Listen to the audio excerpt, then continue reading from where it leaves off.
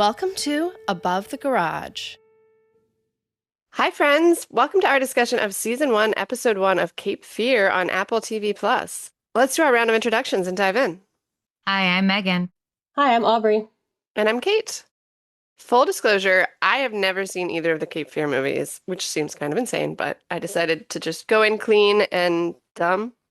But Aubrey, you know them well, right? And Megan, you've seen them? Is that right? Yeah, I've seen them. And I don't think it's a dumb thing to not have seen it. Yeah. I think it's probably a nice, fresh perspective. And it is different. So, Yeah. you know. I was looking for another word, but I failed to find it, so we're going with dumb. No, I think it's good too because some of us can compare things about it, and then that can be good or bad to be able to do that. So. Right. Right. I really like it so far, like the horror movie vibe in a TV show. Yeah, it was done in the 1991 or 1992 Cape Fear with the music and like really ominous. Yeah. And they're doing that here. I love it. Yeah, it's really good. I love it. Yeah, actually, the music in the opening of this, and that's kind of sprinkled throughout this episode, is the music from It's like the theme song from the 1991 Cape Fear. Oh, cool. I also like the old school title card. Just all good.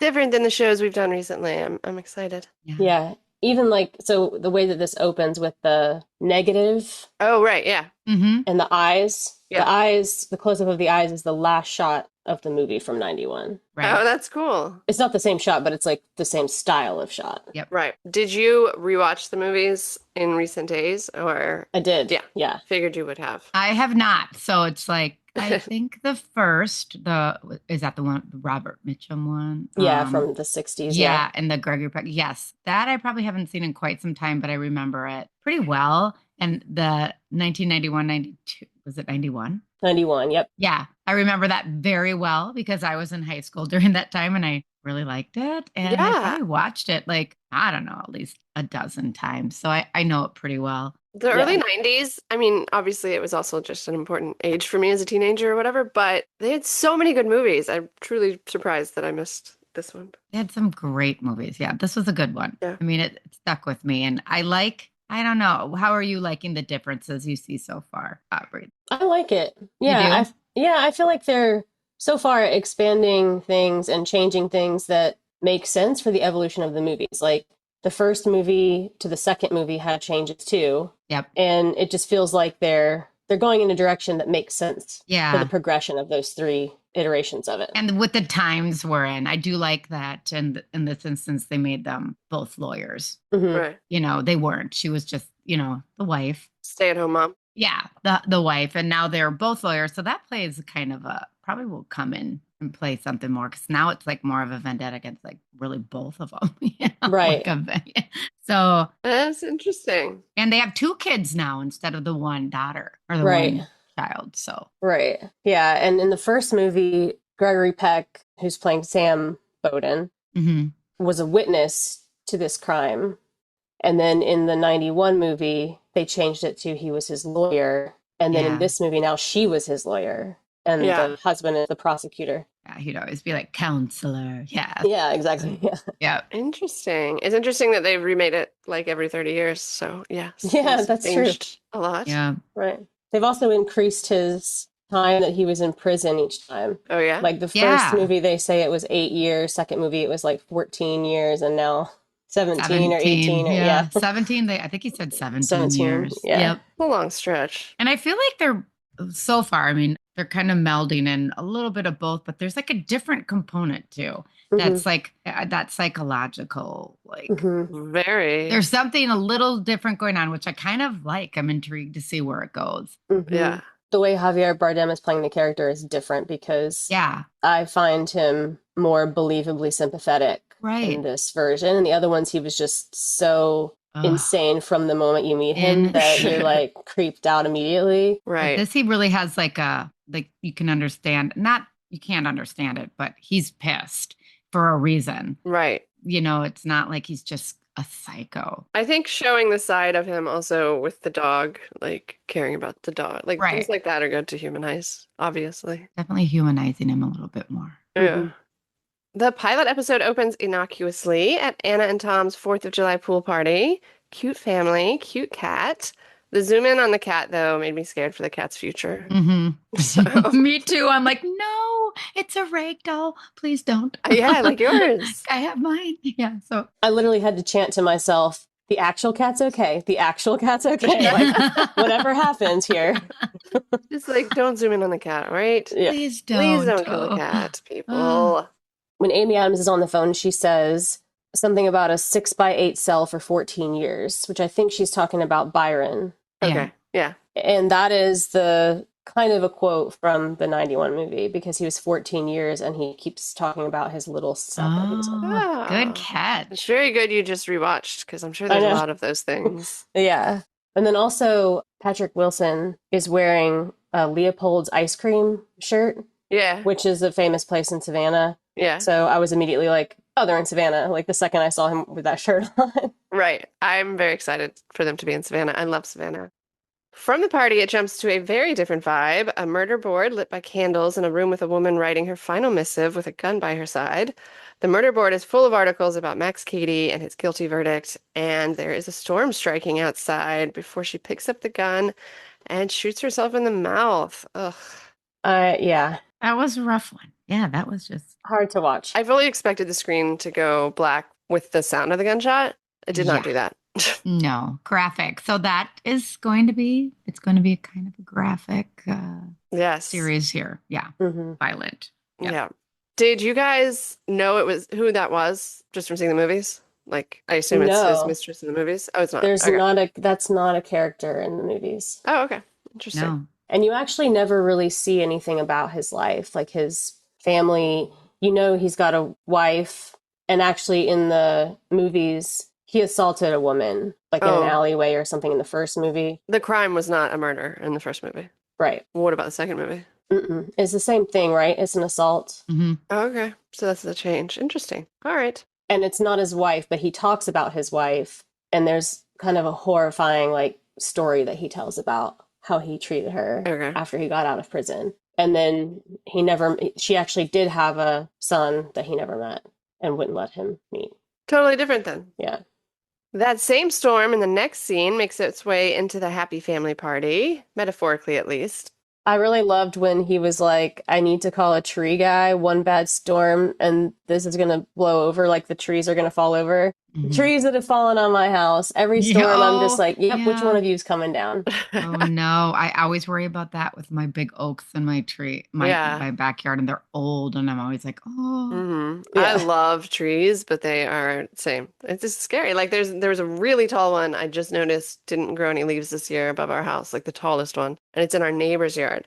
And our neighbors, we aren't their favorite people in the world just because we like added onto our house. But whatever, it doesn't matter. And I was like, we have to like tell them. I'll offer to pay for it, but like we can't cut down their tree even though it's threatening our house, you know? But they were really nice about it, and they cut it down like a week later. So it's all good. We're good. Oh, that's very nice. Yes, but trees falling down are scary. Yes.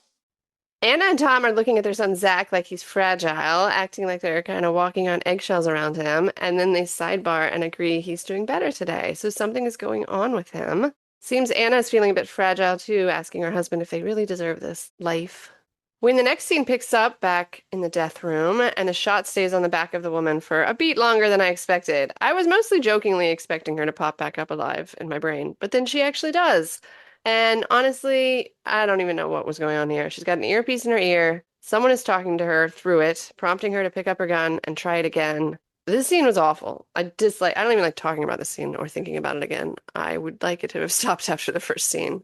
I think in the context of the show wanting to be as dark and brutal as possible, this really gave you that right out of the gate. Right. Yeah. I agree. The tone was set. I was like, okay, this is going to be, pretty graphic. There's going to be violence. Gory. Oh.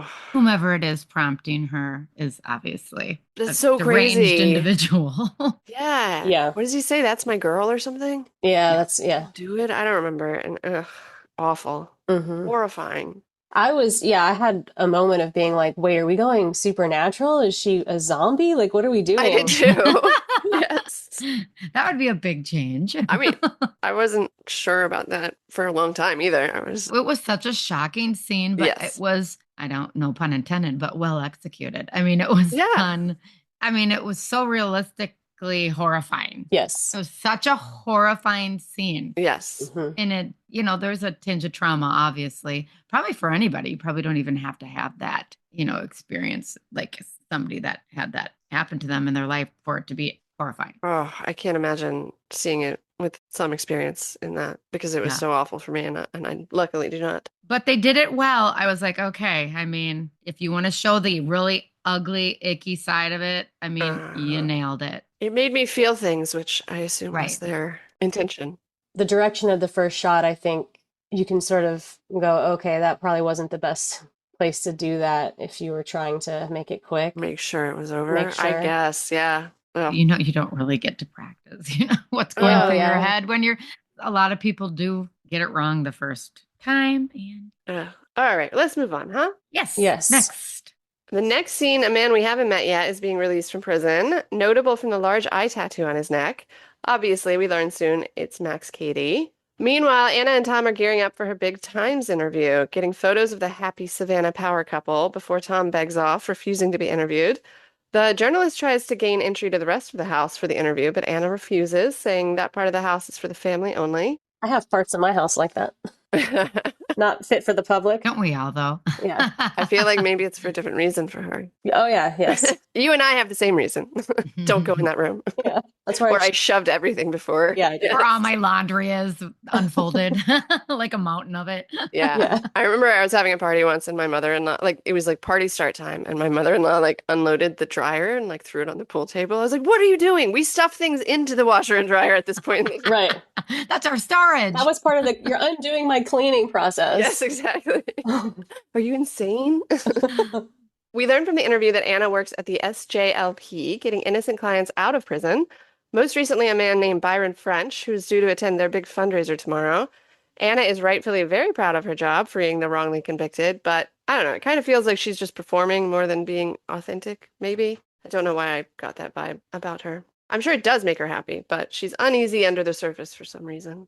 Yeah, I got the same impression. Definitely same vibe. And she definitely had areas that she very much did not want to discuss in the interview too. So right, strongly. While the interview is going on inside, her daughter is approaching the pool hesitantly outside. There's something in the pool, multiple things really. I assumed they were tree limbs that fell from the storm, but how wrong I was. Inside, the journalist is forcing Anna into more uncomfortable territory, specifically trying to get her to talk about representing Max Cady. But she's actually so uncomfortable about that topic, she refuses to discuss it, which makes the journalist excitedly go in for the kill, teasing that something is going on with him and his story right now. Has she heard?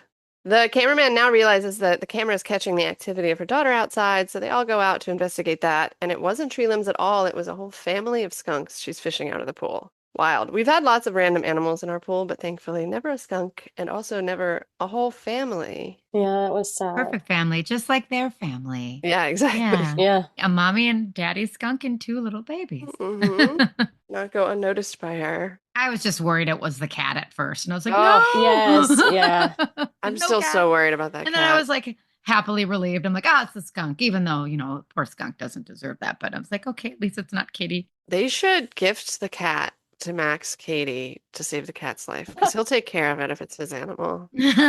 Save one being in your house. Noah calls, checking in on Anna's latest fundraising cash cow, Byron French himself.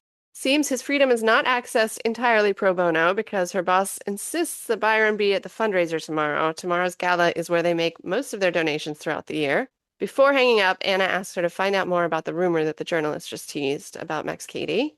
So the actor playing Noah is CCH Pounder. I love her. I think you guys have probably seen her in a lot of things because she's been in tons of shows and movies, but was very happy to see her. She's fantastic. Yes, I'm excited too. Upstairs, their son Zach's playing a video game with a chick that maybe he's fucked? Probably not, but the implication of the conversation is that. I can only imagine how irritated he was by his dad's interruption right when it was getting more heated. This kid has a huge room, by the way. Messy, but huge. Literally had the same thought. Yeah, me too. Like, nice. My kids would like that. Yeah, my kids have small bedrooms. I would like that. Yeah. My kids would never leave their rooms.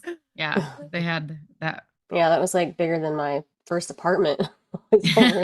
For sure bigger than most of my apartments. Yeah. It was crazy. Tom comes in and beats around the bush until Zach calls him out for it, and so he gets to the point. They want Zach to go to a new school after whatever it is that's gone down. Zach takes this news poorly and, fairly shockingly, slaps himself hard before taking his anger out on his dad, belittling his whole career into just putting poor people in jail or keeping rich people out of jail. It seemed like the actor really slapped himself because he had a Yeah. red mark on his cheek I afterwards. think was he did. wondering, yeah. I noted that too. I'm like, Well, I think how he many really takes? slapped himself. How many takes did this Hopefully poor kid one. do? Yes, I hope it was one. Poor guy. It was a hard slap. Yeah. It was. I was like, oh. I wonder if they knew he was going to do that, or maybe he just went all in for it one time. I don't know. Yeah. It seems like Zach succeeded in getting under his dad's skin, who sneaks out of the room and off to do something illicit. What drug is he trying to do? The eyedropper thing. Yeah, I was wondering that. He's like, I feel like I've seen and heard what this is in other movies or shows, and I can't. is it a drug or is it like an anti-anxiety or what is It's it? some kind of a drug, I I think think. it's a Okay. drug. Maybe GHB. Oh, what does that do? It's a depressant, clear liquid, known as a designer drug. Liquid ecstasy is basically what it says well, it is. geez. Ah. A nervous system depressant. So it would help with anxiety then if it's depressing Yeah. your nervous system. Right, it would, yeah. That's probably what he's doing. Yeah. Seems likely. And Tom's listening to what seems like an illicit voicemail message, too, as he's trying to do this drug. Anna interrupts before he can do it, and then there's a shot of a hawk or a falcon, maybe, looking down at the dead skunks. Animal imagery is strong in this one. Anna goes to check in on Byron, her big client for the gala tonight, and his mom tries to tell her something before she gets interrupted. To Anna, Byron just admits to being really nervous about meeting with all these strangers, and Anna talks him down kindly and promises him alcohol as a reward if he's good. This frustrated me because as soon as Anna gets there, the mom, Bunny, is like, there's some problems. There've been some Yeah. problems. And she never Pursues follows that. up on that. That's Yeah. insane. Pull her Yeah. aside once you get to the office. Figure out what's going on. How could you ignore that? I think she was just so consumed with at the moment that she just wanted him to get there and do Yes. this for her. Yeah, but that information would help assure that. Kind of a self-centered moment on her part. For sure, Mhm. yeah. Yeah. Or even when she took them back home, she could have Oh, yeah. Yeah. talked to her then, you know. Yeah. I mean, it was stupid because it would help her goal if she knew what was going on and could try and put out any fires before they happen, you know? Right. I think she might be kind of one-sided. Yeah. You know, like, Not cool, Anna. yep, Mhm. Not humanizing you. I got that vibe. But we'll see. I like Max Keaty more than Anna, I think. Kind of a crazy thing to say. Uh-oh. Yeah, I think that's an interesting element of this, like making it more shady as to like hmm who's good, who's bad. Like Yeah. it's not just this is a bad guy, this is a good family. It's like Right. there's some There is a lot of gray gray. area Right. in here. So that's what I noticed the differences between the movies and this is like, I'm like, wait, it's not really like Cut and a dry. clear cut, good guy, bad guy. It's Right. Yeah. like, I like it. yeah, I like it. I like gray area.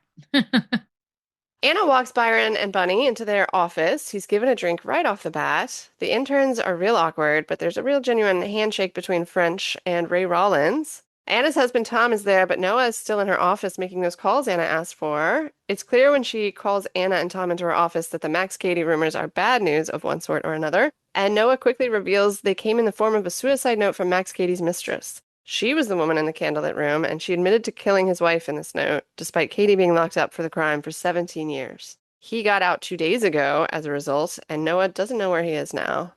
Anna and Tom are clearly very shaken by this news. Noah's just excited, wants to take advantage of it, use it as another example for their cause, but that is not remotely how Anna and Tom are thinking. Yeah. She kind of bothered me at that moment, Noah. I was Noah, like, yeah. huh, She has no... It's weird how much she does not care about Anna. No, she's like, I don't care. What can he do for us? Like, I'm so Yeah. excited about the possibilities. It's like, whoa, okay. And yeah, once you learn like what the deal is, what's going on, and the scandal, of course that would like severely affect her lawyer's mental health, and she doesn't care at all. Oh. She further emphasizes that later in the show too. So I'm not actually a huge fan of Noah. She doesn't seem to have the emotional capacity to care about Anna. No, it just seems like whatever will progress the Cause. that they are fighting for. Right, and then that makes you think she's not even probably doing it for the right reason if she doesn't care Mhm. about people the way that one should. It's No, it's just for the organization. success. She likes the success. Yeah. Yeah. Mm-hmm.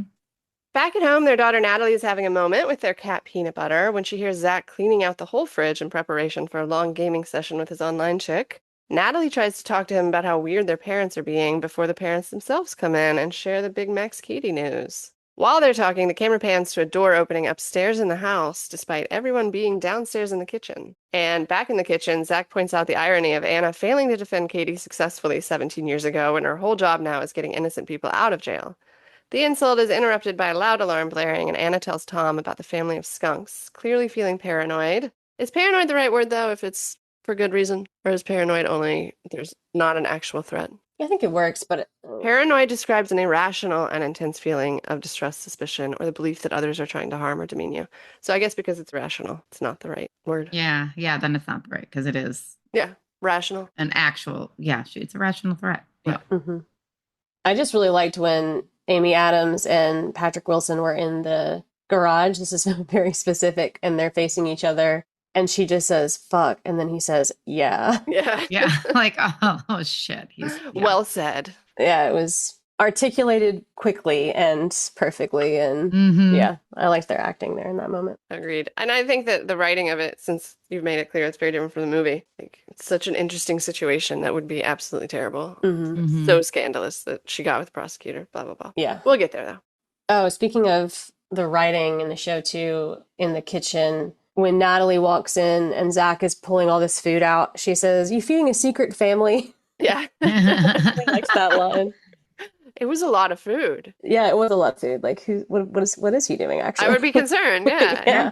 Shouldn't be gaming such that you need 3 meals Yeah. prepared ahead of time. And then Patrick Wilson says, "Skunks are dumb," which was rude. That is rude. But a good line. It was funny. I'm offended on behalf of skunks. Yeah, really. Despite not liking them very much. I think it's well written, this show so far, very well written. Yeah. The dialogue is really good. Yes, it is well written and well acted. Yeah. Mm-hmm. I think it might be right at the end of the kitchen scene when Tom is looking at the security camera screen and it kind of gets glitchy. My internet started glitching at the exact same time. I was like, is he in the house? That's Max amazing. Cady behind me? Amazing timing. Yeah. I think they also showed, didn't this kind of imply that he was inside the house at this point? The door opened. I didn't know if you saw the door opening. I felt like somebody. The door opened. Yeah. But you do get the feeling. Yeah. I did. Like, I'm like, somebody's in there watching them. Yeah. Yeah, which I thought was really clever because in the movie from 91, it implies that he was in their house and they could just never prove it or figure it out. But they never show clear evidence of it like that. Right. So, again, they're like escalating, you know. I like it. Yeah. Because you're like, Zach's watching a weird AI video of what Max Cady's unborn child would look like while they kindly recap the crime for us. According to this creepy video, Katie's wife was stabbed so many times there were stab marks on her bones before he unceremoniously dumped her in a swamp, allegedly. There's a brief gory photo of her remains right before he smoothly switches tracks to sex, messaging Angel X. Their electronic photo frame also starts glitching out forebodingly before Tom tries to reassure Anna it's going to be all right. She's not going to see Katie in person. It's just going to be a media shitstorm and it'll pass just like a summer storm in Savannah. And the metaphorical storm begins at that very moment with multiple news alerts vibrating her phone to life. The news is out.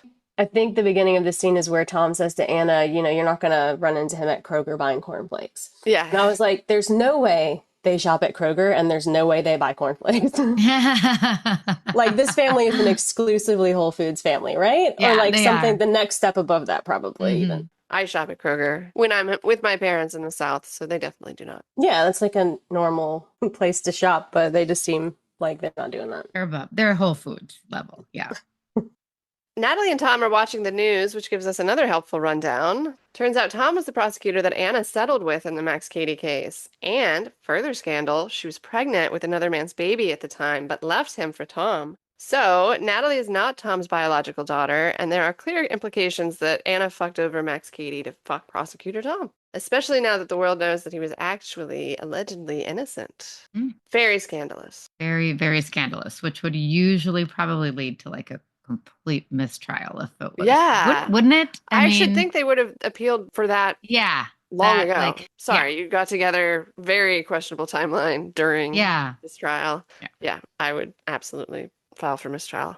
And I know nothing about actual lawyering, but I feel like Neither you should do win I. that Neither easily. do I. I guess if they could never prove that that anything was happening between them during the trial, but it's like, it's very shady looking for sure. We had a similar situation in our baseball playoffs last night. Oh. The ump for the other team. The ump was the brother of a kid on the other team. Oh, that is just no. All right. Sorry. But I mean, really, like, just in the context of law, it is crazy because I was sitting here thinking, when you're on jury duty, when you're getting called for it, they make sure you don't know anybody in the room. Yes, it's a big deal. So it's like they make a really big deal out of that part of it. Right. That you don't even know anything about them. Yeah. Versus like, oh yeah, we got married right after this trial and we were on opposing sides. Yeah, that is pretty big oversight. No time to dwell on this Max Cady thing, though, because there's immediately a more pressing problem. Zach is missing. He's not in his room. They can track his departure on their ring cam to 5:05 a.m., but where he went from there is anybody's guess. Natalie's not worried. Sure, he's just at Danny's, but Anna gets more worried when Tom tells her about Zach hitting himself during the school conversation. Anna gets a phone call then with more good news. Byron and his mom are missing. Natalie volunteers to go to Danny's to track down her brother. She's walking down a gorgeous Savannah street to Danny's house, followed by a slow-moving black car. Danny drops some big news on Natalie. Zach is not only not there, but they don't even hang out anymore. So Natalie didn't know about the girl. I love the Spanish moss hanging from the trees in Savannah. Yeah, it's beautiful. Turns out the black car is a stupid stalker podcaster who's videoing her as she rightfully throws her coffee in his face, screaming at him. He is a fucking parasite. She's right. I just liked how that guy took like so much glee in harassing her, traumatizing her, cornering her, whatever. Like, yeah. He wasn't just trying to get the information for his podcast. He was enjoying it, and that's fucked up. That's what they do. Yeah, didn't he literally have his phone hanging out the window, like recording her as he was approaching? Yeah, but it was like his like smile and like excitement over her being cornered. I don't know. There's something about it I really hated. It's like a paparazzi. Yeah, exactly. I was thinking that. Yeah. We would never. No, we would not. Hound people. Anna's at Byron's house confirming what she already knows. He's not there, but Noah doesn't even care because now they have Max Cady coming. There's a shot of the dead bodies inside the house for our benefit before the scene ends, but nobody in-world is aware. This was another Noah not being awesome moment. Yeah. She should care that he's missing. She's so like tunnel vision for the SJLP or whatever that can do for them. Ugh. It just didn't seem that surprising to me that, like, obviously the fact that they're dead was an escalation, but that he wasn't going to go to this event because he seemed really nervous the night before, and I don't think that was addressed properly at all. No, not at all. And I would have put his chances of attending very low. Just from that scene. Though not in this way. Yes. The intern Hope explains to Anna how she told Katie on the phone that he could find Anna at the fundraiser later. Bizarre that she doesn't understand why Anna's upset with this. Maybe because Noah is, again, over the moon about the opportunity to use Max Cady for more donations. Who cares about Anna's mental health? The family carries on heading up the stairs into the gala without Zach, hoping Zach's just at the girl's house. But Zach's on some sort of weird trip, it seems, imagining Katie's unborn son, the AI version that he watched in the video. No, it's just a weird, like, psychological component that they're throwing in that I kind of am digging. I'm like, oh. Yeah. I like this is okay. I like it. A little twist. Yeah, I like that they're showing each person in the family having their own thing that they're dealing with. Yeah. At the fundraiser, Anna's nervous, but no sign of Max Cady yet. Instead, he waits for the perfect moment, her speech about Byron French, to stroll in and steal the spotlight in a most dramatic fashion. His face is in shadows at first, but she obviously knows before he steps into the light, and that stops her in her tracks. Tries to restart her speech, but at that moment he starts moving towards the front of the room and her brain just goes fully offline. He approaches the stage. Tom almost intervenes, but Noah stops him, and they just say hi to each other before he demands the microphone, and she acquiesces, almost like she's in a trance. The way they did that reveal with him just standing there with the shadow over his face, you just see his body and then he steps out. Yeah. That had such a 90s vibe to me too. Just like the way they're shooting some of this, it's like it just has that kind of stylized, heightened, you know, even when they're on Anna's face and they do that like dolly zoom where the background moves and her face stays in the same position. Yeah. I don't know, just that whole combination of things felt very we want a positive word for campy here. I like that they're putting in those like nostalgia to the 90s, like yeah. I did too. It really works. It does, especially for our people who watched movies from the Yes, 90s I and remember the stuff. 90s It does. It well. pulls this in. Mm-hmm. That's I think what they're going for. Mm-hmm. Katie immediately calls out the elephant in the room, her surprise marriage, to the prosecutor by discussing her name change, looks for Tom in the audience, assures him there are no hard feelings, and continues to list all the people who made money off his verdict, at least 2 of them being in this room and none of them being him. No, instead he says he died 6,222 times every day in jail. When he was only supposed to get 20 years, that was the plea bargain, but the judge didn't honor it and gave him a life sentence. It's fucked up. Death by 1,000 cuts, he calls it. He says the worst part, though, was that they made him admit to killing her, to plead guilty, even though he didn't. He was, admittedly, a little surprised when they got married after the fact. Everybody laughs. He concludes his speech asking for donations, and it clearly works. His little moment at the end where he looks at Anna and he's like, okay, was that good? Yeah. Something about this whole thing, I would have bought this speech. I think he Yeah. did a great job with I do this. too. I think He he's did. very good at his performances. Mhm. So calm. His demeanor is so Yes. like he has such a commanding presence that people Yes. just will stop and listen. Right. That calm demeanor he has. It's like eerie Right. and just I love it. And you can't help but be entranced. Yeah. Yeah. I just think it would be hard not to question. You'd be like, yeah, maybe he really didn't do it. I mean, there's also the evidence of the mistress, but like even just listening to him speak, you kind of feel like, I don't know. This guy wouldn't do it. Yeah. Like Yeah. he's very pissed off and mad, right? So it doesn't feel like he's angry. So it does feel like he's innocent here because Right. And he's pissed. intelligent and well spoken and seems normal and calm. Yeah. Very And together. except for his maniacal laugh, Yeah. Yeah. You're like, oh, okay, there we go. That crazy. Yeah, because even though he's upset about like being wronged or whatever, you don't really read that from him when he's speaking because it's just he holds it together so well. See, I do, but maybe that's because I've seen. I think we're imprinting from the movie a bit because I think he's coming across zen almost like he's just taking it as well as you can. This is what's happened. But I think it's almost too zen, like Yes. eerily calm. Yes, for sure. That's where the question is this like right? So I'm like, ooh, he's fucked up. Like there's like it's so calm, it's fucked up to me. Okay, like Right. people are not that calm. So I'm like, there's something wrong with you. And that's accurate. That's all. Yeah, you definitely feel stuff lurking under the Yes. surface Under for the sure. And that has to do with the lighting. It has to do with the music and just the tones in there that they're doing. Like it's everything that I'm just like, ooh. Really good scene. Very good. Anna, of course, wants to get out of there as quickly as possible, but she gets stopped to take a photo with Katie first. A photo that gets ruined when Katie crushes the cocktail glass in his hand. He asks Anna to come help him, which of course she does, but waits until Tom joins them to detail the many injuries his fellow prisoners inflicted upon him in jail, or a few of them. He laughs hysterically when she asks why he's here. It's a question he asks himself every day in jail. But he answers. He's here to see them, of course. They try to leave again, and this time Katie falls over as he attempts to stop them. And then he tells them he really did die in there. 6 weeks in a coma in the darkness with his wife and his son, the AI version, the 17-year-old version anyway. And then he asks about their son, before telling them he can see his wife and son still, even in this room. And that's the reason he uses for wanting to work with the SJLP now, like Noah asked. Yeah, that was a brutal scene too. Yeah, and again, I'm asking myself, is this like a supernatural drama? Did he actually die in jail? And like, I don't know, just because how she shot herself and then popped back up. I don't think it is, but I don't know.